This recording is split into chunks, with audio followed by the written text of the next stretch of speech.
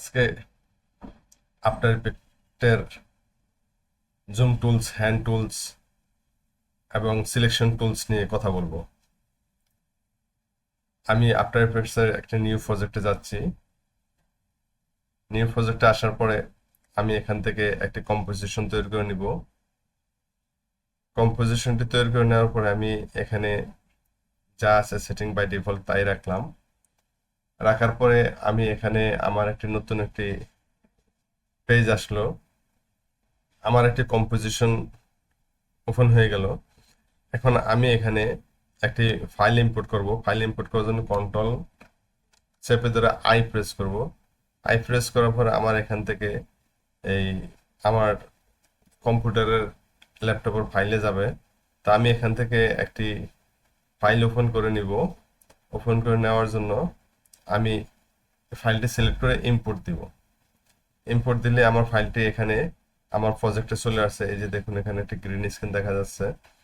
তো এখান থেকে আমি ফাইলটিকে মাউস দিয়ে ড্রাগ ইন করে কম্পোজিশনের ভিতরে নিয়ে আসবো। নিয়ে আসার পরে এই যে আমি এই যে কাজগুলি করতেছি, এই যে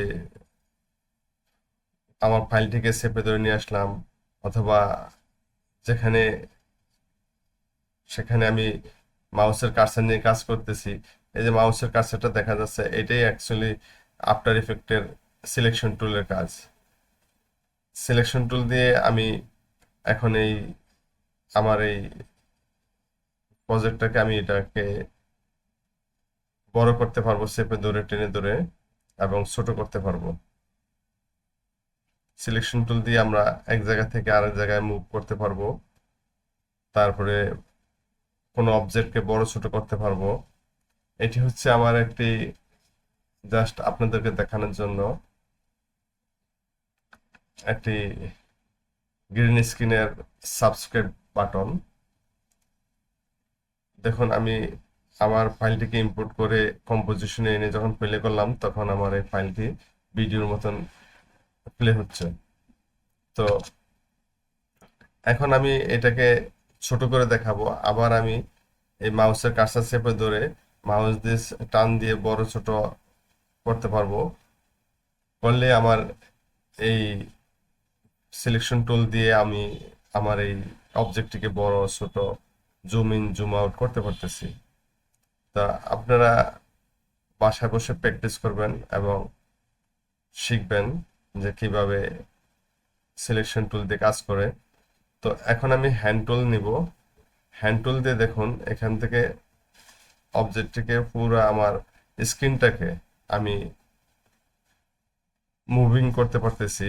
হ্যান্ড টুলের কাজ হচ্ছে মুভিং করা, আর হ্যান্ড টুল দিয়ে কোনো কাজ করা যায় না। হ্যান্ড টুল হচ্ছে হাত দিয়ে চেপে ধরে কোনো কিছু নাড়াচাড়া করা, পজিশন মতন করা, নিয়ে যাওয়া। তারপরে আমরা আসবো জুম টুলে। জুম টুলে কন্ট্রোল চেপে ধরে প্লাস মাইনাস করলে আমার স্ক্রিনটি ছোট বড় হবে। মাইনাস করলে ছোট হবে, প্লাস করলে বড় হবে। এই যে দেখুন, জুম টুল দিয়ে আমি কিভাবে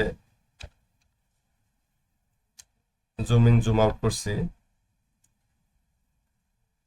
তারপরে এখানে একটি রেক্টেঙ্গেল টুল আছে। রেক্টেঙ্গেল টুল মূলত শেপ নেওয়ার জন্য। রেক্টেঙ্গেল টুলটা চাপ দিয়ে ধরলে এখানে কয়েকটি শেপ আসবে: রাউন্ডেড রেক্টেঙ্গেল, ইলিপস, ফিলেগাউন, স্টার। এখান থেকে আপনি আপনার পছন্দ মতন যে কোনো একটি টুলস নিয়ে আপনার ইয়েতে সিলেক্ট করতে পারবেন।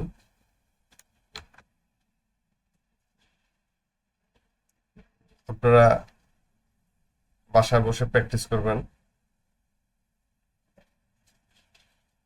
আজকের ভিডিওটি এই পর্যন্তই।